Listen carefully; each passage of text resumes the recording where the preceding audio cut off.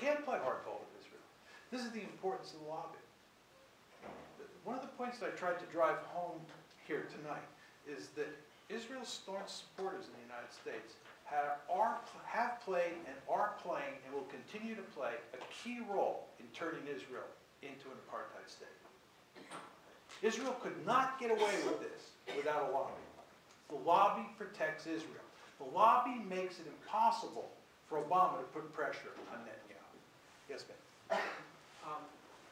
One part of the argument which I wasn't clear on is why at the point when they faced the demise of the apartheid state, why at that point the Israeli authorities would opt for a democratic Greater Israel as opposed to at that point a two-state solution, because they would have the same kind of potential civil war from the democratic option as the two-state solution, but the two-state solution wouldn't be national suicide. So I agree with your analysis that they're going down the apartheid road and that ultimately that's not viable. But at the point where that non-viability has to lead to a change, I don't see why the democratic option is what comes out of it. Well, just a couple points. First of all, if you go far enough down the road to creating a greater Israel, and there are even more settlements in the occupied territories and more connector roads and so forth and so on, it becomes even more difficult to divide the country into two parts. You want to understand that the settlements were built and the roads were laid down in ways to make a two-state solution impossible. Because as I said before, it's very important to understand that the Zionist dream was to own all of mandatory Palestine.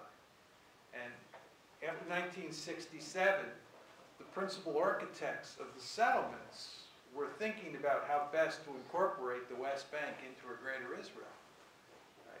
So it's just going to be almost impossible to divide up the territory past a certain point. Okay? Second thing is, I think that by the time many Israelis realize that all is lost, it will just be too late. Right? It'll just be too late. And I think what will happen will be, how it will happen will be similar to how it happened with South Africa. At a certain point, the whites in South Africa just came to understand that a racist state was no longer sustainable, that they had to become democratic.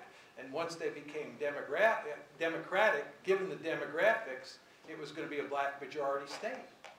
Right? And this is the problem that the Israelis face. The woman, yes? I'm interested in what you think we can do to counter the lobby. What do you see as the most effective things? Well, I mean, that's not a simple question to answer. I mean, first of all, within the lobby, there have been new organizations that have sprung up, like J Street. And J Street is deeply dedicated to the two-state solution. I think the basic thrust of what I said here would be music to the ears of people in J Street. I think people in J Street understand that Israel is on a suicidal path. And what has to be done is the Jews have to organize in ways that AIPAC and the ADL have organized and put pressure on Congress and put pressure on the White House to get tough with Israel on a two-state solution. Then there are organizations like Jewish Voice for Peace, which are, very hard-nosed about getting tough with Israel.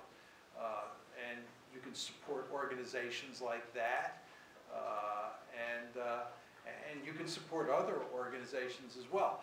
I personally believe, from my own point of view, that the best way to deal with this problem is simply to talk about it, which is why I try and go around the country and talk openly about the issue with people, and hopefully with people who agree with me as well as people who disagree with me. I just think it's very important we get this issue out on the table. Again, as I said before, I don't think most people understand the basic outlines of this situation. I think many American Jews, for example, who I've talked with, don't fully comprehend just how dangerous this state they love. I mean, most American Jews do not want Israel to go away. They think that it is very important that there be a Jewish state out there. But my argument is that if you believe that, you want to start thinking about where this train is headed, and you want to understand that there's a train wreck coming down the road.